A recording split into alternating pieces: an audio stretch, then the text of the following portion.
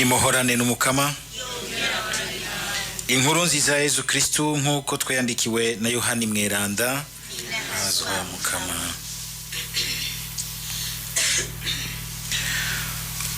Uwavuye mu ijuru aruta bose. Uturuka ku isi nuwo ku isi kandi avuga ivyo ku isi. Uwavuye mu ijuru yemeza ivyo yiboneye kandi yiyumviye, ariko ingingo yiwe ntawuyakira. Uwakiriye ingingo yiwe aba yemeye ko Imana ari imvuga kuri. Uw'Imana yarungitse avuga amajambo y'Imana, kuko Imana imuha mutima itaziganya. Data arakunda mwana kandi yamushikirije vyose. Uwemera mwana arafise ubuzima budahera, uwanka kwemera mwana ntazobona ubuzima, ndetse ko ishavu ry'Imana rimugumako. Dushimagize iyi nkuru nziza ya Kristo.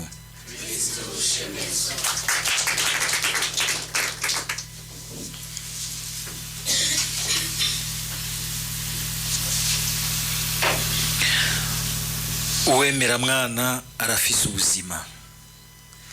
Kumbure tuvuze gutya tumvise Yezu avuga gutya kwemera mwana afise ubuzima, harabuhava bidoga bati ayo tugowe pati ninge n'ubuzima butugoye kandi tumwemera gose, twaje no kumuninahaza ntituzeje ingene bizogenda.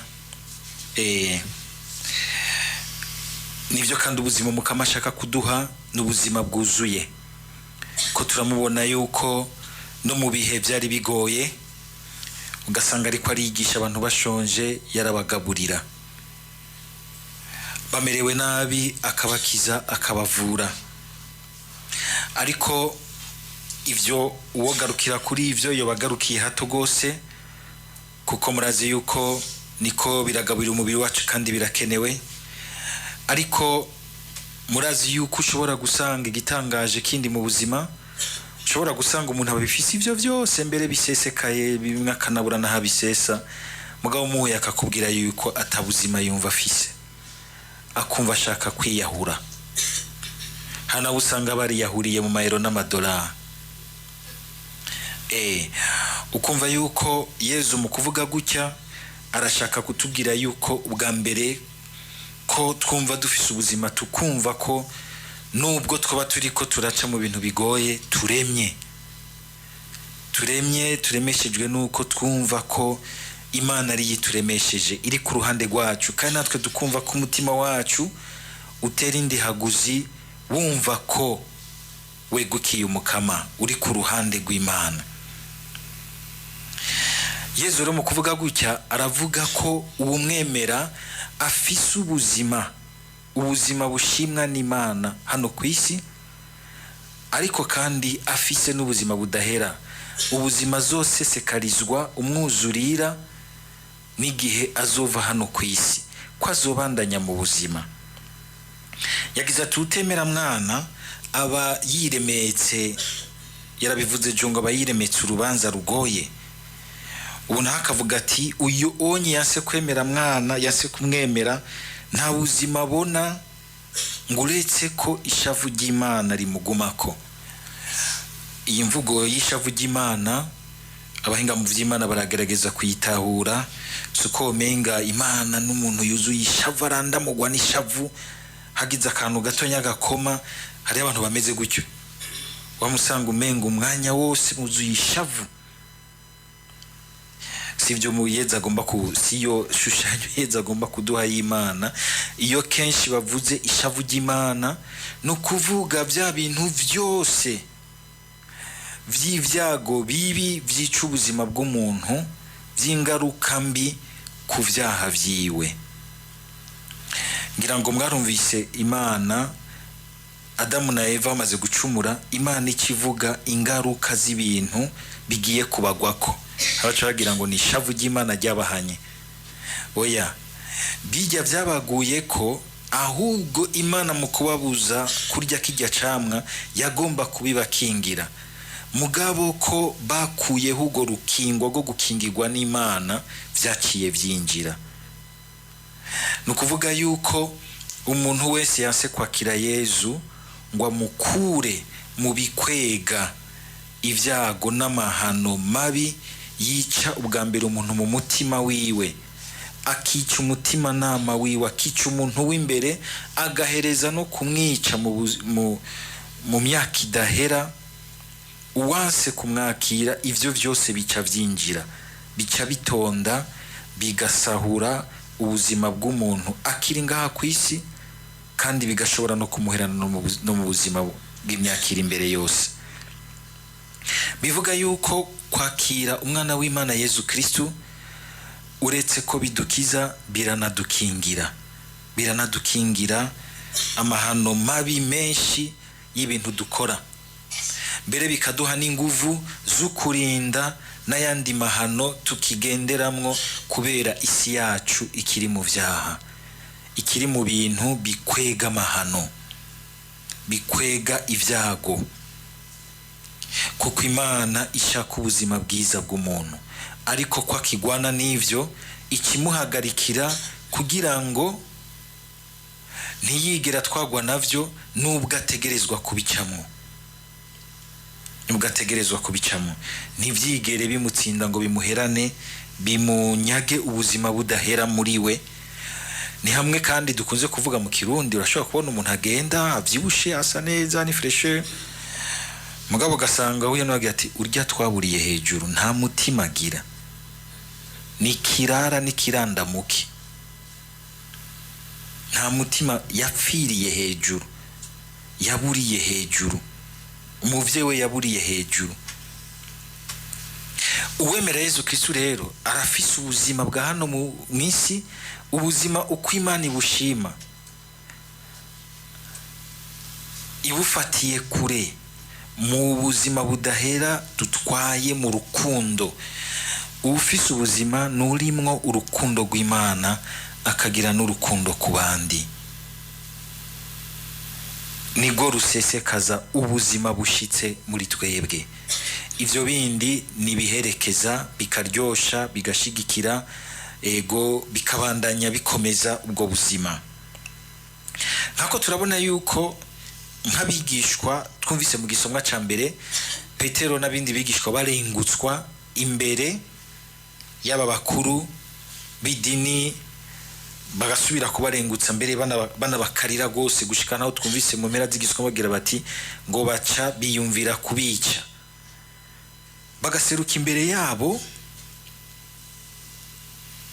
nta kindi kintu bitwaje, nta kigwanisho bitwaje, nta bindi bintu bitwaje, buzuye urukundo n'akanyamuneza vy'uko Imana yabarokoye, ariko kandi yabatumye iti genda mufasha abandi kwakira imbabazi z'Imana barokoke, bashikira ubwo buzima, barabwiyumvamwo, burabateye akanyamuneza, barahimbawe gose n'ukungene bumva bari kumwe n'Imana mu mutima wabo no mu buzima bwabo, n'ingene babona ingene iguma ikora mu buzima bwabo, barahimbawe gose. Ariko aba bandi byitwa yuko bari bamerewe na neza, mugabo kabona bazirikana urupfu muri bo, bazirikanira urupfu, abariko barabazirikanira ubuzima.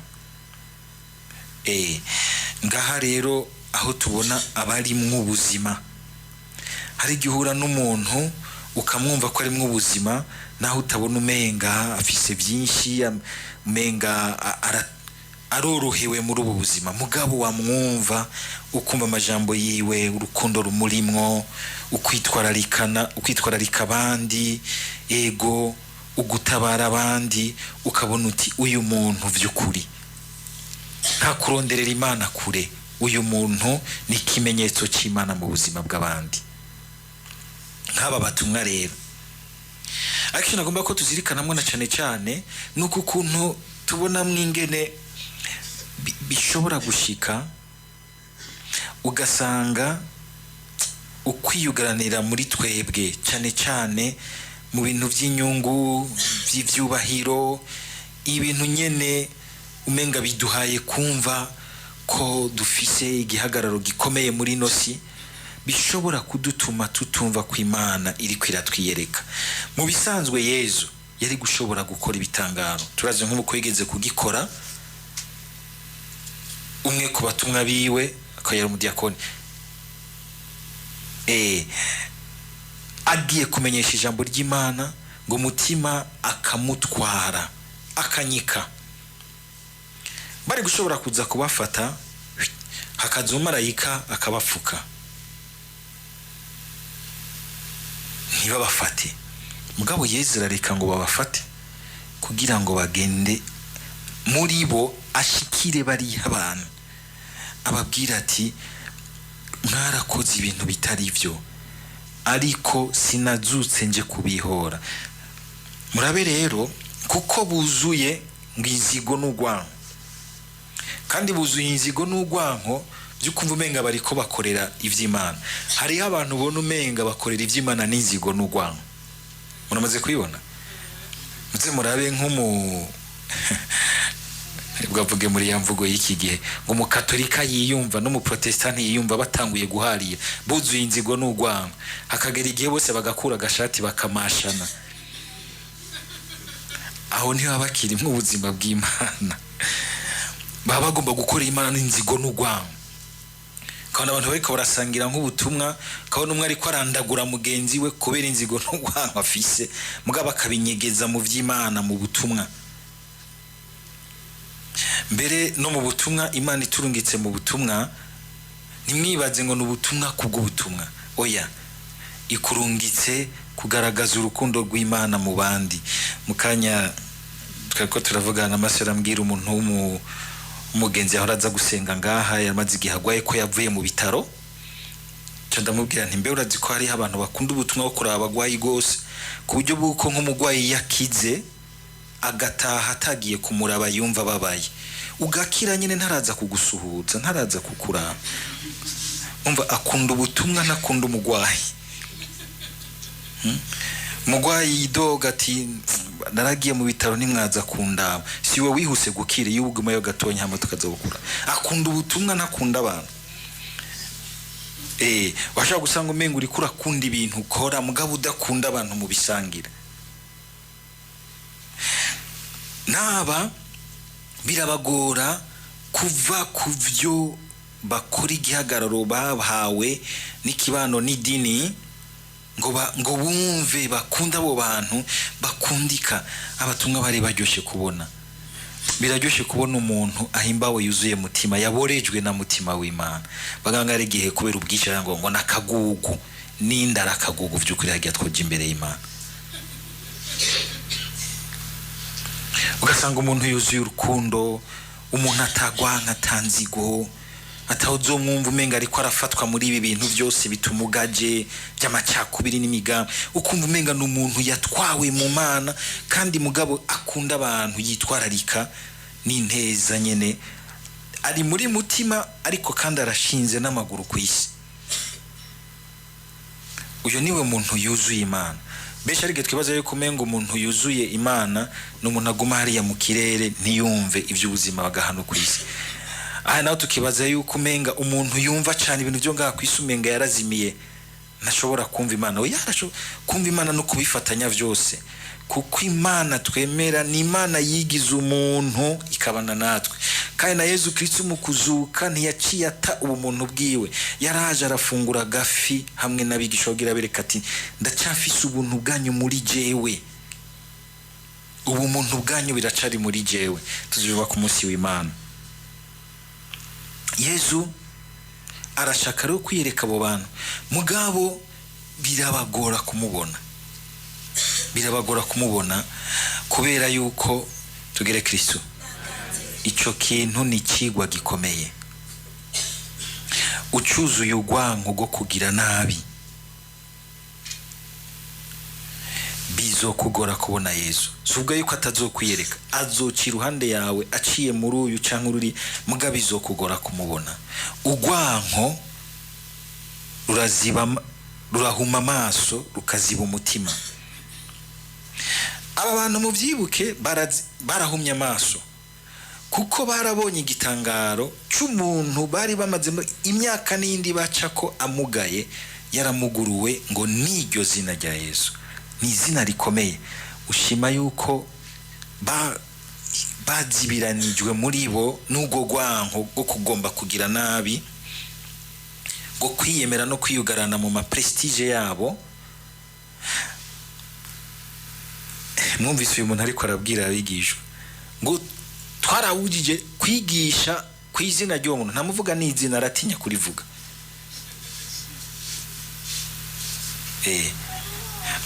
Mu ntango baravuga yuko umenga ararivuga, muga mu bindi bisomwa ntibavuga yuko acisha mu kanwa Yesu.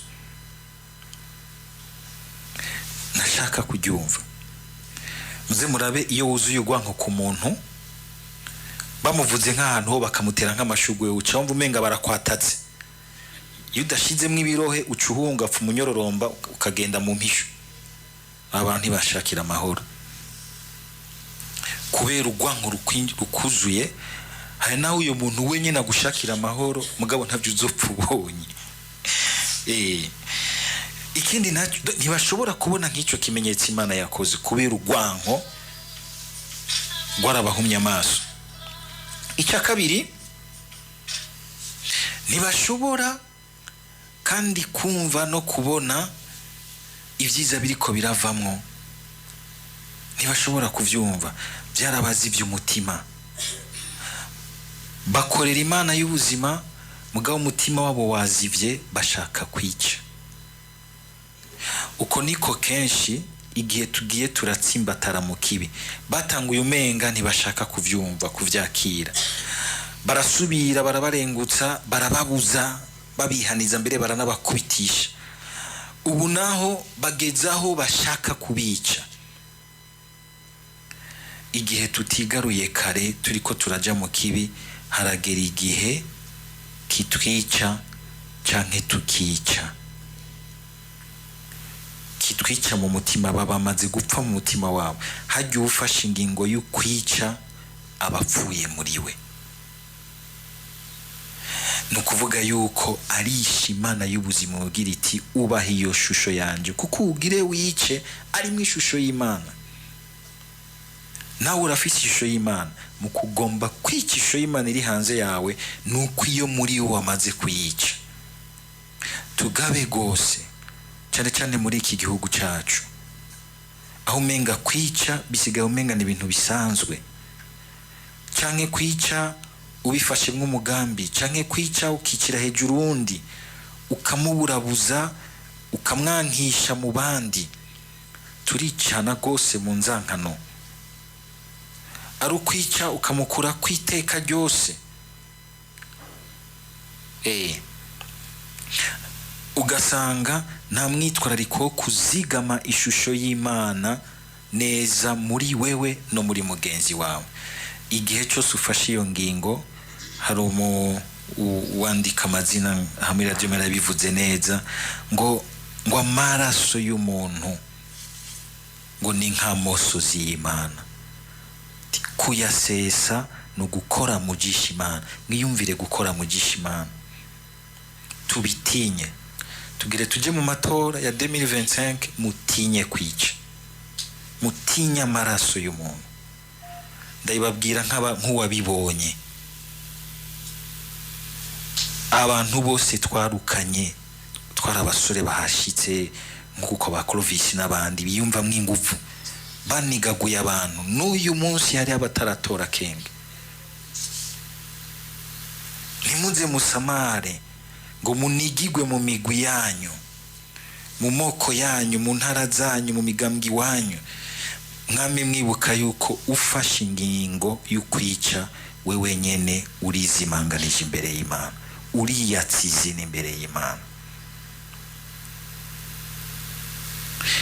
Aho hari uburenganzira gusa bw'Imana yonsa, ubwihaye aragaba. Tugere Kristo.